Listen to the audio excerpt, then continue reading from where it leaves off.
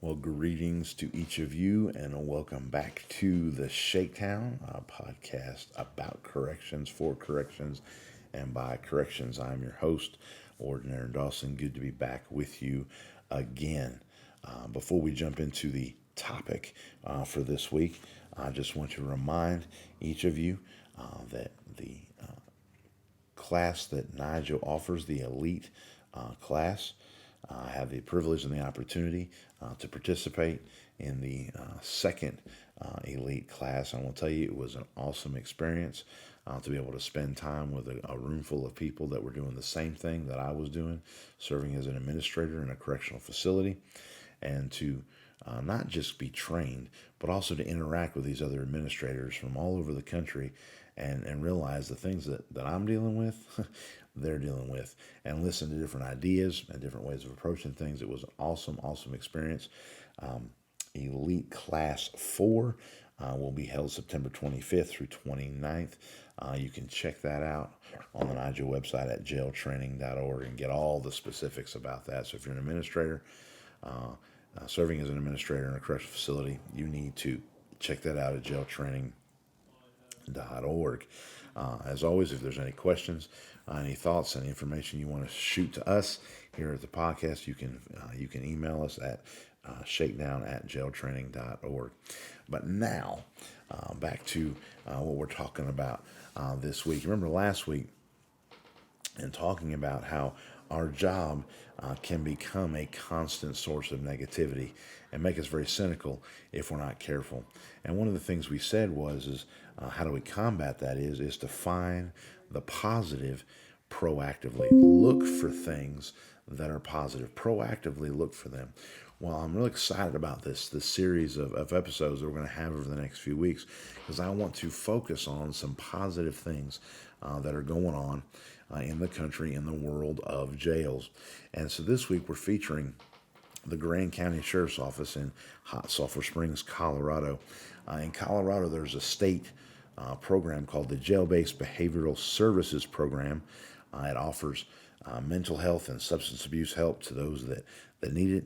It does it in jail, but it also facilitates the continuity of care when they get out of jail, and also focuses on reintegrating these people into the community.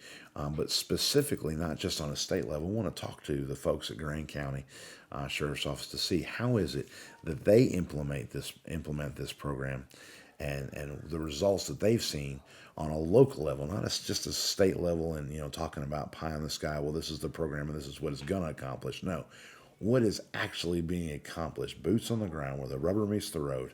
And so that's what we want to do, is we want to talk to the folks today from the Grand County Sheriff's Office. So without further ado, let's jump into the interview. All right. Well, welcome back to the Shakedown, everybody. Good to have the folks from the Grand County Sheriff's Office in Hot Sulphur Springs, Colorado here with us. Before we jump into this, though, as I was working on my notes, I just do have one preliminary question that has absolutely nothing to do with that interview today. Are there actually Hot Sulphur Springs in Hot Sulphur Springs, Colorado? There are. Okay, good. Go ahead. We have like 18 pool hot spring that it's all over kind of our mountainside over yonder. Obviously, you don't see where I'm pointing, so. But like a mile from our office here. Awesome. I know we didn't discuss this preliminary. I just dropped that in your lap. But as I was looking at my notes, I thought I have to ask that question. But again, that has absolutely nothing to do with an interview today. Guys, as I told you in the intro, the state of Colorado has their jail-based behavioral services program. And so good to have the folks from Grand County here to talk about how that applies on a local level. I know that in states across the country, mental health and substance abuse are two ginormous issues in the jail industry, if you will. A problem that there's plenty of problem and very little solution in a lot of cases from a practical level.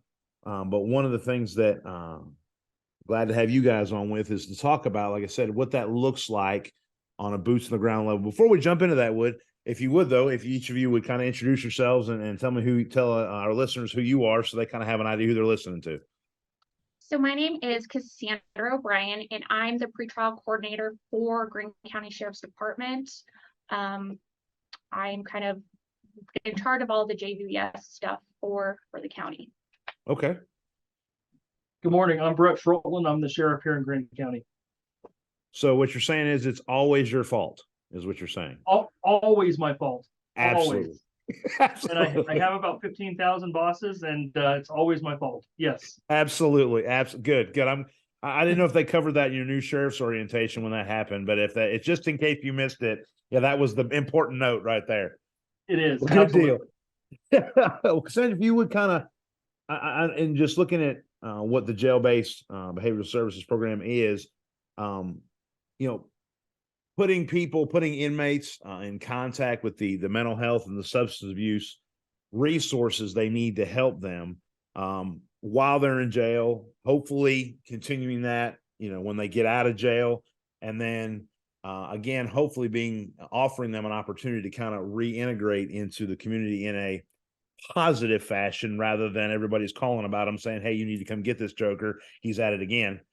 Right. So on a local level, what does that look like when you're directly involved with the folks at Grand County? So what we kind of have going on right now is when an individual comes in, our program is optional. It's not something that is forced upon individuals. We want people to want to partake in our program. So once they fill out their intake packet, we get them hooked up with our in-house provider. Her name is Wendy Nadoli, and she's a licensed clinical social worker and a licensed addiction counselor. So she can kind of provide all sorts of different treatment, from substance use to mental health to trauma. And then we, get folks started right away with that. And usually they meet with her on a weekly or bi-weekly basis. If psychiatry services are needed, then we do a referral to our psychiatrist that we've been working with through Mind Springs Health.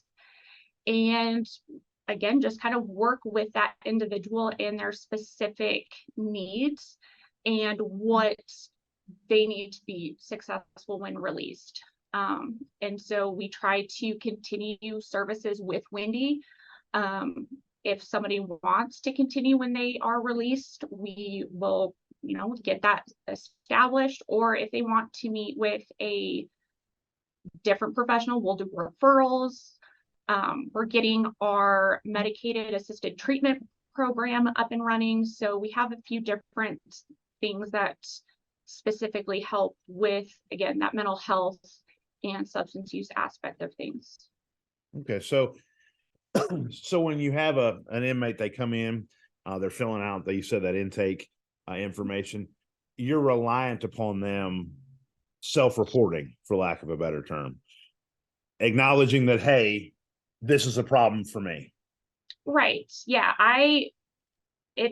There's sometimes where people are mark zeros and I'm like, I can't provide you services and until you let me know like what you need help with, because obviously something's not right, somewhere along the way. And we also work with our jail staff to identify if they do have an individual who's either not able to fill out a packet or struggling, that they can make a direct referral, and that trumps all paperwork involved, and we get them seen right away. Awesome. That was going to be my next question, is there an avenue for your medical staff, your correction staff that, they're dealing with this person potentially for years, they see them coming in and out, and they know with that personal interaction that this individual has a need, and their answer to every question is, do you have this? Do you have this? No, of course I don't have this. Well, I know they do. So I can say, hey, you need to talk to them. So that is open. Yep. We work with them closely, and at any point in time, if somebody, emails me, says, hey, we've got this individual who's really needing services, I don't need a packet. I just need a consent really to, provide services and make that referral over to Wendy. And so like let's say you have an inmate that comes in and they agree, yes, I need help. They're getting the help. But maybe they're there on a misdemeanor charge, it's something minor, and they're fixing to just rotate right back out again. As far as them receiving continuous care outside the facility, how is that funded? Is that part of the state program, or is that something they have to have insurance for, or is it kind of a mixed match of a bunch of things? Kind of a mixed match of a bunch of things. We also work closely with different community providers. So if say somebody needs help with filling out Medicaid paperwork, then we can work with local providers to assist that individual with getting those needs met as well. There's also a lot of different resources for free therapy and that kind of stuff. So, if somebody is in a situation where we can't pay for services, they don't have a way to pay for services, then we connect them with community members that can do that. Awesome. Now, from the corrections officer perspective, how has their response been to the services that are being provided to these inmates? Are they seeing at a practical, I'm in a housing unit dealing with this inmate every day, are they seeing some results where there's some improvement, there's some change with these inmates? I mean, I would like to think so, because we can have somebody come in that's really heated about something. And when I meet with individuals, because I try to meet with them on a weekly basis as well, working on integration and what that plan is going to look like for them to reintegrate into the community. And I don't come in with an agenda. And if they just need to have a moment to decompress and vent, Sure. That is a safe place where they can do that. Obviously, if they threaten to harm themselves or somebody else, I do have a duty to warn, which I do, and I let them know. But yeah, jail's not always easy. So there's always going to be ups and downs, conflicts with all sorts of issues, I think. And so when they can come in, decompress, and leave that situation feeling like I'm not kind of seeing red, I'm not ready to, fight with somebody, right. Then, I would think that they're seeing, I guess, a change or a positive outlook. I think go ahead. Sorry. I think, Erin, that also, her position coming in through JBBS is a little bit different than our detention officers. Our Sure. detention officers are there to keep law and order within the facility. And so they have a job to do. They have to make sure that people follow rules. Her job is more of a support function. And so I think they look at that a little bit differently. She's not in there being the authoritative person, making sure the rules are followed. Different staff do that. Her program is a support program. And so I think you see a little bit of difference, and these people are a little more willing to work with her through this program than they maybe are our detention officers. Oh, yeah, sure. And I think sometimes a lot of times it comes down to, I ask them, like, is this worth your freedom? Plain and simple. And just kind of putting it in black and white and letting them kind of realize either like, this situation seems kind of silly, and is this worth my freedom? If I react to the situation, what is going to happen? And I mean, I'm pretty blunt with individuals. We do not candy coat. I do not wrap things up in nice little packages and present it. It's kind of, this is how it is. Some people like it, some people don't. But I'm here to help individuals, and providing kind of that honesty and that information is what I feel like is in their best interest. Sure. And I guess the ultimate question when you talk about programs like this is, are you seeing some results in your interactions with these people? Yes. So I like to call them smoke screen programs that look nice, but they don't do much. And that annoys me more than like most things. I want the inmates to have input in this program. I'm not in jail, they are. And so it's not what I need, it's what they need. And so I listen to, you know, what has worked in the past for certain individuals, and I try to make sure that they are heard in a sense where if there's something that would be really important, like MRT books and groups, that we try to turn around and, you know, I'll go get trained in whatever I need to. But if that's Sure. something somebody found helpful, that's what I want to pursue. Awesome. And I, you know, me personally, having served as a line officer and then as a jail administrator, you know, when you get that flyer or that email or that brochure about, you know, the latest and greatest is going to change the world, you know, your jail will never be the same again. I'm going to have to sell this to my guys. And they have zero tolerance for nonsense. They're already up to their eyeballs and stuff to do. I'm not fixing to add something on that is valueless to them. They're going to want to know, all right, when I'm working my 12-hour shift, how is this going to assist? Or, you know, I'm driving home and I see the same guy walking down the side of the street because he's homeless. And I know, great, tomorrow he's going to be in the housing unit again, and I'm going to have to deal with him, you know, so how is this going to impact that? So if you're being able to see real life examples of some change happening, that's fantastic. That is absolutely fantastic. Yeah. Through our program, I check in with individuals on a monthly, 1 month release, 2nd month, 6 month, and then 12 month. Okay. Just kind of check in and see how they're doing.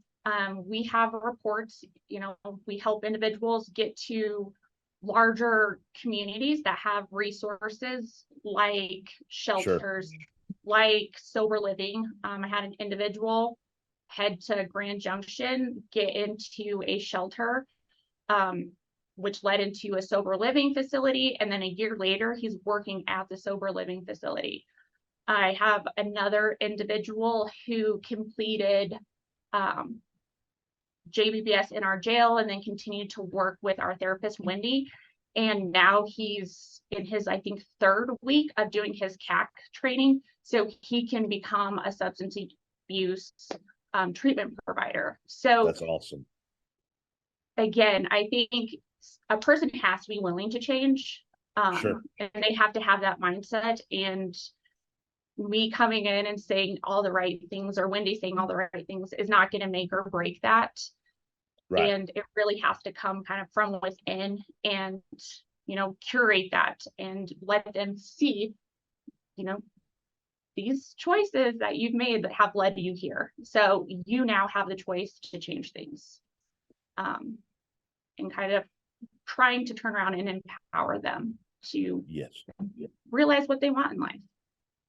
And when you make contact with these folks after they get out, you know, the month, 1, 2 months, etc., what kind of feedback are you getting from them? I mean, is it primarily positive, or, you know, there's some that you can't find, they disappeared off the face of the earth, or, you know, kind of, I guess, say kind of percentage wise, what would be the positive feedback you're getting? I think we are in the 80th percentile that responds or is continuing treatment at that 1 month part. Yeah. So, and I contribute that to the relationship that our therapist has with these individuals. Yes. There's a lot of time that they've never received any type of treatment. She is so consistent, and she's worked with this population. Again, she's kind of the perfect fit. And again, I contribute that to her because she has provided individuals with outstanding treatment, not only mental health, but substance use, that they are able to continue treatment with her. You know, and then she tries to reach out to probation for, you know, if there's funding issues. Yeah. And, you know, she wants people to be successful. So we're trying to set people up for success, not lifelong worth of therapy. Right. And it is amazing to me. The facility I worked at, our nurse administrator, Miss Charlotte, she had that ability to mama them. But, you know, when they talked to her, they knew that she cared, and they knew that if they messed up, she was going to fuss at them. And, you know, it almost became more important to them to keep her happy than it did, you know, me or the correctional staff. You know, forget you. I'm talking about Miss Charlotte. I want to make sure Miss Charlotte's happy with me. What's going on? Yeah, but they knew that you cared. yeah, and she calls people out on kind of their victim talk and acting, because we're not playing the victim here. You know, Sure. you have to take that power and realize you played a part in your life. You know, you had the actions that led you to this point, and so now you are responsible for changing that. And kind of, again, providing empowerment, support, trauma. You know, I've never worked with anybody that woke up and was like, I want to be an addict. Usually Right. there's a crossroads, and it's either I'm going to kill myself or I need to do something to numb the pain. You can come back from addiction. You can't come back from suicide. That's right. So working with that, again, she does an incredible job doing that trauma treatment, which I think would be, you know, helpful if that was available on kind of a larger scale for all sorts of individuals. Yes. And Sheriff, just from your perspective, first of all, how long have you been the sheriff there in Grant County? Just finished up 8 years, so I'm just starting my 9th year. So you've been there long enough to know that the nonsense when it comes down the pipeline. So from your perspective as an experienced sheriff, this program, do you have any issue selling this to your constituents? When they ask, well, wait a minute, why are you having this program in your facility? Do you have any issue selling that to them at all? No, absolutely not. You know, we're a small rural county. We receive a lot of support from our commissioners and county managers, which is important. You know, Cassandra's position is actually grant funded as well, and Okay. through some funds through the state. And so the benefits that Grand Canyon receives for this are huge. You know, the fact that we have these people that a lot of us, you know, see every day, that are being able to get back integrated into our communities, that are able to work, you know, work through some struggles, are huge. And I think that's the key, is that it takes time, it takes effort, and it takes that dedication from the staff. So from Cassandra and her position, to the jail staff, to the leadership, it takes everybody being willing to commit. And if you're willing to commit, you see successes come out of that. Yes, absolutely. Absolutely. And I'll tell you, the thing that I enjoy most about these type of conversations is, you know, in the law enforcement field and then jail specifically, there is a plethora of things that's negative. You know, that you can get real cynical real fast. You know, the human race stinks. We're all, you know, the world's going to end, and there's nothing valuable in the human race, et cetera, et cetera, et cetera. You know, we end up with a whole generation of Eeyores running around. But when you have something like this that can bring some positivity for the officers to be able to look at it and say, you know what, so-and-so was in here all the time. They come in strung out. We had to wait for them to detox. And then, you know, we had to get them on the right medication. So that's going to take a couple weeks. And then finally we can deal with them, to see them in town or out and about and go, you know what, that's awesome. That's positive. And for the community to see it as well, that it doesn't all have to be, you know, every time they see a patrol car in the rearview mirror, that it's a negative thing, that there are positive things coming from the law enforcement community. So that is awesome. Absolutely. We always talk to our staff about positive experience prior to negative experience, you know, whether it be in the jail, whether it be on the road, you know, having those positive interactions with somebody before you have to have that negative one, because it usually makes that negative one a lot better. Yes. Yes. Yes. Well, awesome. Well, awesome. Well, I thank you both for being on the show today, and thank you for what it's worth. Even though I know we're, you know, not next door neighbors, we're, you know, not even next state neighbors. But for what it's worth, I appreciate what y'all are doing and the investment that y'all are making. I have no doubt, just by seeing your facial expressions and your engagement and your passion for this program, lets me know that this is not just, hey, I need some votes, so we're going to do this thing. That it is it's the real deal. It's the real deal for y'all. So Awesome. thank you very much for that. And guys, I hope you enjoyed the conversation with these folks, and I hope that this, if nothing else, lets you know there is a way to find some positive through what we do. So until the next time, guys, as always, stay sharp, stay safe, stay vigilant, and Godspeed.